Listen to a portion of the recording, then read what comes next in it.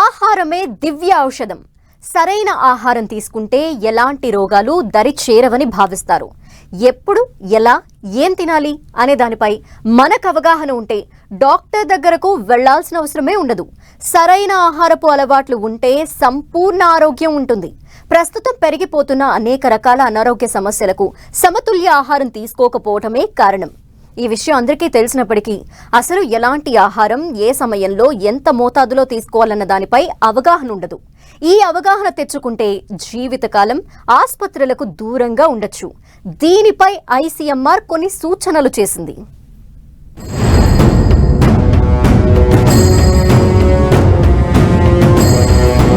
ఓ పూట టిఫిన్, 2 పూట్ల భోజనం, ఉదయం సాయంత్రం కొన్నిసార్లు మధ్యాహ్నం వేళల్లోనూ ఇష్టమొచ్చిన సమయాల్లో టీ, కాఫీలు, వాటిలో ఇష్టం వచ్చినంత పంచదార, కుదిరినప్పుడు పండ్లు, బజ్జీలు, వడలు వంటి స్నాక్స్, పిజ్జాలు, బర్గర్లు వంటి జంక్ ఫుడ్.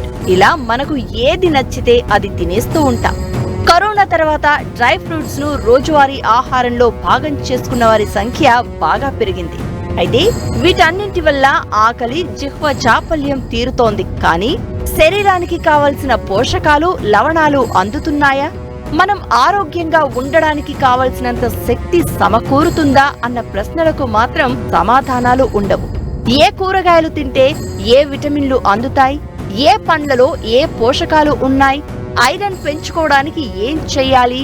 విటమిన్ సి శరీరానికి అందాలంటే రోజు మొత్తంలో ఎప్పుడెప్పుడు నిమ్మజాతి పండ్లు తినాలి? ఇలాంటివన్నీ 100లో 90 మందికి తెలియదు. మిగిలిన 10 మందికి తెలిసినా అందుకు తగ్గట్టుగా ఆహారం తీసుకునే సమయం, శ్రద్ధ రెండూ ఉండవు. కానీ ఈ వైఖరే మనల్ని రోగాల బారిన పడేస్తోంది, ఆసుపత్రుల చుట్టూ తిరిగేలా చేస్తోంది.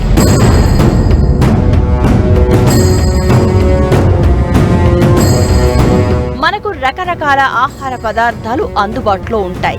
అనేక మంది అనేక రకాల సలహాలు ఇస్తూ ఉంటారు. చిన్ననాటి నుంచి ఒక్కొక్కరి ఆహారపు అలవాట్లు ఒక్కోలా ఉంటాయి. అయితే శరీరానికి సరిపడా పోషకాలు అందేలా మన రోజువారీ ఆహారం ఉండదు అన్నది అందరికీ తెలుసు. సాధారణంగా మనం మన అలవాట్లకు తగ్గట్టుగా తింటూ ఉంటాం. ఆకలి తీర్చుకోవడానికి తింటాం. చాలా ఎక్కువగా జిహ్వ చాపల్యం తీర్చుకోవడానికి ప్రాధాన్యత ఇస్తాం. కానీ అసలు మనం తినే ఆహారంతో మంచి జరుగుతోందా, శరీరానికి నష్టం కలుగుతుందా అనేది మాత్రం ఆలోచించాం. ఇదే సమాజంలో అనేక రకాల అనారోగ్య సమస్యలను ఇబ్బడి ముబ్బడిగా పెంచేస్తోంది. ఒకప్పుడు 45 దాటిన వారిలో ప్రతి 10 మందిలో ఒకరు లేదా ఇద్దరికి షుగర్, బీపీలు వంటి సమస్యలు ఉంటే ఇప్పుడు ప్రతి 10 మందిలో 8 మందికి ఈ సమస్యలుంటున్నాయి. 30 ఏళ్లలోనే హై బీపీతో అల్లాడుతున్నారు. 50 ఏళ్లు దాటిన తర్వాత అనారోగ్య సమస్యలు ఊహించని విధంగా చుట్టుముడుతున్నాయి.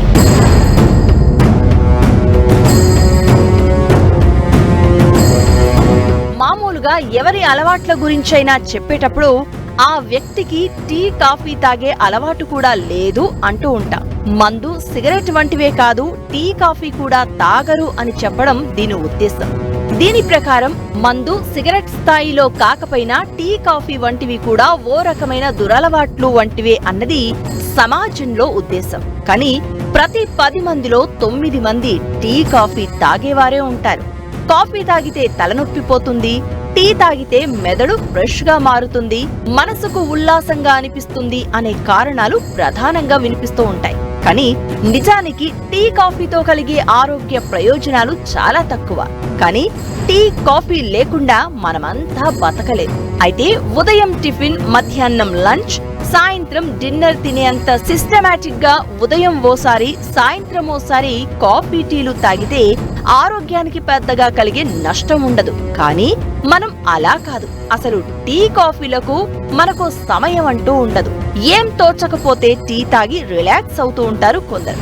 సమయం, సందర్భంతో పని లేకుండా రోజుకు 4-5 సార్లు కాఫీ తాగితే కానీ కొందరికి ఏమీ తోచదు. ఇదే వద్దని తీవ్ర హెచ్చరిక చేసింది Indian Council of Medical research.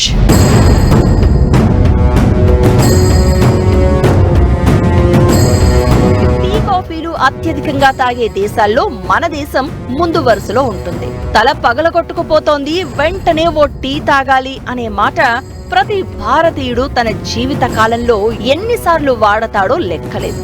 ఎవరైనా స్నేహితులు, బంధుమిత్రులు ఇంటికి వచ్చిన వెంటనే మనం వారికి అందించేది కూడా టీ లేదా కాఫీని. దీనికి వేళాపాళలతోనూ పనిలేదు.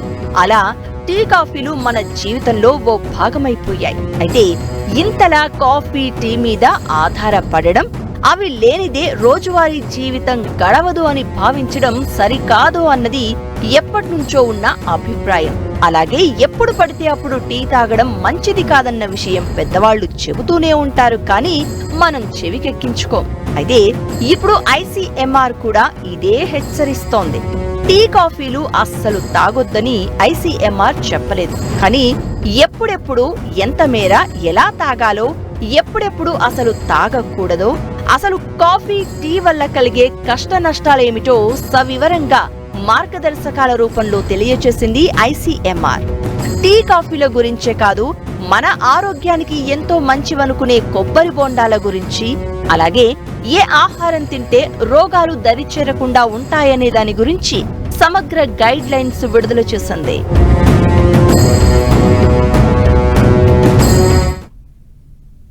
దేశంలో 56% రోగాలకు ఆహారమే కారణం. ఐసీఎంఆర్ స్వయంగా వెల్లడించిన విషయం ఇది. అందుకే ఏ ఆహారం ఎంతెంత మొత్తంలో తీసుకోవాలో ఐసీఎంఆర్ సూచనలు చేసింది. దేశంలో ఆరోగ్యకరమైన ఆహారపు అలవాట్లు పెంచడమే లక్ష్యంగా మార్గదర్శకాలు విడుదల చేసింది.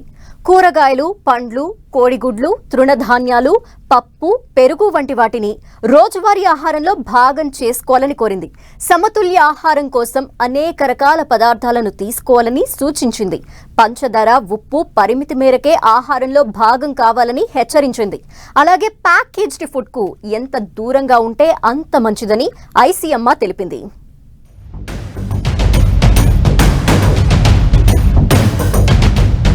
కడుపు నిండా తిండి, కంటి నిండా నిద్ర ఉంటే ఆరోగ్యంగా ఉంటామని అందరం భావిస్తాం. అయితే నిద్ర సంగతి పక్కన పెడితే, కడుపు నిండా తినే తిండి ఇష్టానుసారంలా లేకుండా అన్ని రకాల పోషకాలు, లవణాలు శరీరానికి అందేలా ఉంటేనే ఆరోగ్యవంతులమవుతాం. దేశమంతా ఆరోగ్యంగా ఉండాలన్న ఆకాంక్షతో ఐసీఎంఆర్ ఆహారపు అలవాట్లపై మార్గదర్శకాలు విడుదల చేసింది. 8 రకాల ఆహార పదార్థాలను సూచించిన ఐసీఎంఆర్ వాటిని రోజువారీ ఆహారంలో భాగం చేసుకోవాలని కోరింది. తృణధాన్యాలు ఎంత ఎక్కువ తింటే అంత మంచిదని మనం అనుకుంటాం, కానీ నిజానికి తృణధాన్యాలు మొత్తం ఆహారంలో 45% మించకూడదు. కానీ ఇప్పుడు మన ఆహారంలో వాటి భాగం 50 నుంచి 70% ఉంటుంది.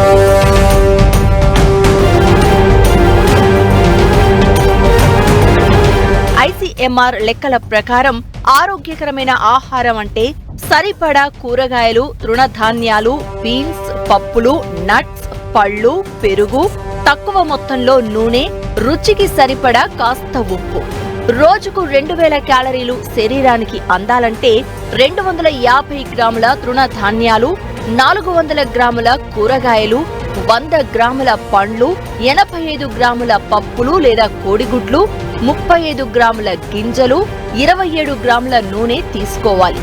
అన్నం, ఓ కూర, పప్పు, పెరుగు వంటివి మాత్రమే ఆహారంలో భాగం చేసుకోకూడదని, అనేక రకాలను రోజూ తినడం వల్ల మాత్రమే శరీరానికి పోషకాలు అందుతాయని ఐసీఎంఆర్ తెలిపింది. కూరగాయలు, పళ్ళు, ఆకుకూరలను రోజూ తీసుకోవాలని సూచించింది. అలాగే ప్రస్తుతం పెద్ద సంఖ్యలో ప్రజలు అలవాటు పడుతున్న ప్యాకేజ్డ్ ఫుడ్ కు ఎంత దూరంగా ఉంటే అంత మంచిదని హెచ్చరించింది.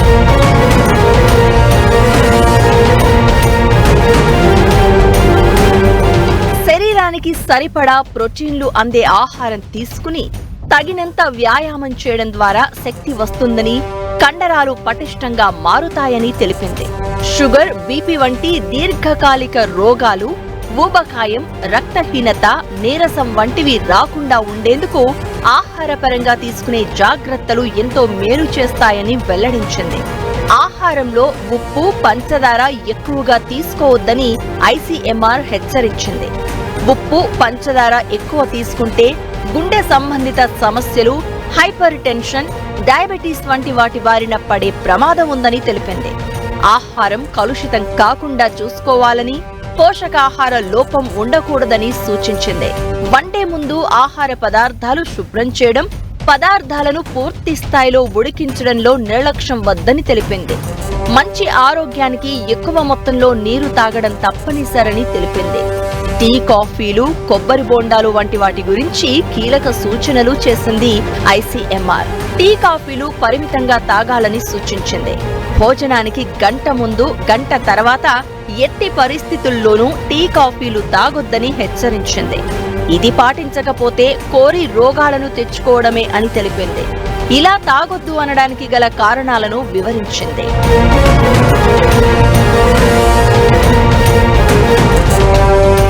కాఫీ, టీల్లోని కెఫెన్ మెదడుపై ప్రభావం చూపిస్తుంది. అందుకే ఇవి తాగిన వెంటనే ఉత్సాహంగా అనిపిస్తాయి. కాఫీ, టీలు మానలేని అలవాటుగా మారడానికి ఇదే కారణం. అలాగే వీటిలో పాలిఫినాల్స్, టానిన్స్ వంటి రసాయనాలు ఉంటాయి. భోజనానికి గంట ముందు, తర్వాత ఇవి తీసుకుంటే ఈ రసాయనాలు భోజనంలోని ఐరన్ను శరీరం గ్రహించకుండా అడ్డుపడతాయి. ఐరన్ లోపించడం వల్ల నీరసం, ఆయాసం, గుండెదడ, తలనొప్పి, చర్మం పాలిపోయిన విధంగా మారడం వంటి అనేక రకాల సమస్యలు ఉంటాయి. అందుకే కాఫీ, టీలను సమయం, సందర్భం లేకుండా తీసుకోకూడదు. అలాగే రోజుకు 300 మిల్లీగ్రాములకు మించి కెఫెన్ తీసుకోకూడదు. ఒక కప్పు కాఫీలో గరిష్టంగా 120 మిల్లీగ్రాముల కెఫెన్, ఒక కప్పు టీలో గరిష్టంగా 35 మిల్లీగ్రాముల కెఫెన్ ఉంటుంది. కాబట్టి రోజుకు 2 సార్ల కన్నా కాఫీ, టీలు తాగడం మంచిది కాదు. అలాగే పాలు లేని టీ, కాఫీలతో అనేక ప్రయోజనాలు ఉన్నాయి. బ్లాక్ టీ, బ్లాక్ కాఫీ పరిమితంగా తీసుకుంటే గుండె సమస్యలకు, పొట్ట క్యాన్సర్ వంటి రోగాలకు ఉపశమనంలా పనిచేస్తుంది. ఈ మధ్య ప్రతి ఒక్కరు టీ అండ్ కాఫీని ఎక్కువగా తీసుకుంటున్నారు. సో టీ అండ్ కాఫీ రెగ్యులర్గా తీసుకోవడం వల్ల మన డైట్లో న్యూట్రియంట్ అబ్జార్ప్షన్ అనేది క్రమంగా తగ్గిపోతూ ఉంటుంది. సో వీలైనంత వరకు టీ, కాఫీని ఐదర్ తగ్గించడం కానీ లేకపోతే పూర్తిగా అవాయిడ్ చేయడం కానీ చేయాలి. పొటాషియం, కాల్షియం అందించే పండ్లను ఎక్కువగా తీసుకోవాలి. పండ్లను నేరుగా తినడం మంచిది. షుగర్ కంటెంట్ దృష్ట్యా చెరుకు రసం మితిమీరి తాగకూడదు. అలాగే కొబ్బరి నీళ్ల విషయంలోనూ గట్టి హెచ్చరికలు చేసింది ఐసీఎంఆర్. కొబ్బరి నీళ్లు మంచిదని, ఇష్టానుసారం తాగకూడదని, కిడ్నీ, గుండె సంబంధిత సమస్యలు ఉన్నవారు కొబ్బరి నీళ్లకు దూరంగా ఉండడమే మంచిదని తెలిపింది. మొత్తంగా ఏమి తినాలి, ఎలా తినాలి, ఎప్పుడు తినాలి వంటి వాటిని జాగ్రత్తగా పాటించడం ద్వారా అనారోగ్యానికి, ఆసుపత్రులకు దూరంగా ఉండవచ్చని చెబుతూ ఐసీఎంఆర్ ఈ మార్గదర్శకాలు విడుదల చేసింది.